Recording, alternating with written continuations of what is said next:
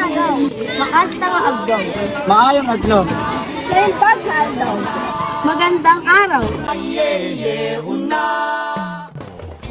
Wikang instrumento, wikang sumasalamin sa kultura, wikang nagbubuklod sa lahat. Ngayong Agosto, sama-sama ang ating puso, isip at diwa sa paggunita sa buwan ng wika na may temang Pilipino, wikang mapagpalaya.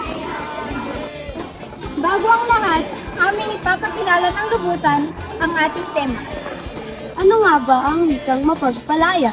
Ang wikang mapagpalaya ay tumutukoy sa paggamit ng wika bilang kasangkapan para sa pagpapahayag ng katarungan, pantay-pantay at kalayaan. Sa pamamagitan ng wika, na ipapakita nila ang kanilang natatanging pagkakakilanlan at ang yaman ng kanilang tradisyon na nagsisilbing tulay sa pagbuo ng kanilang komunidad at pag-unawa sa isa't isa.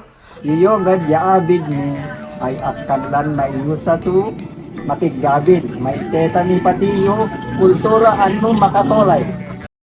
Ang wika ay nagbibigay din ng kapangyarihan sa bawat isa na makibahagi sa diskurso at mag-ambag sa paghubog ng kanilang lipunan.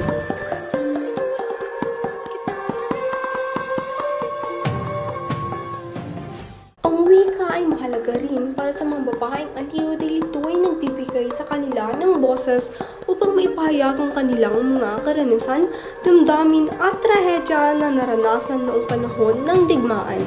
Ang mga babae ng aliw na sa pitang naging mga sexual na alipin ng mga sundalong Hapones ng ikalawang digmaang pandaigdig ay matagal na panahon na nanatiling tahimik dahil sa takot, hiya at kakulangan ng pagkakataong magsalita. Mahigpit kasi nung panahon na yun ng mga Hapon. Ay di kumuha sila ng isang balding tubig. Tapos pinainom sa akin. Siyempre, maiinom mo ba yun? Ibinuhos nila sa akin. Tapos pagkatapos humugot ng hunting knife, ganyan yung Hapon. Ito, hiniwan niya ito. Pinatahi ko lang eh. Ito oh. Ang wika ay nagsisilbing mahalagang kasangkapan para sa mga babaeng aliw upang makamit ang pagkilala, katarungan at paghilom mula sa mga sugat ng kanilang nakaraan. Di tayo nagkaykay sa madungag kuma. Yaman ni tinaipasa. Mambalo. Yaman! Mabalat.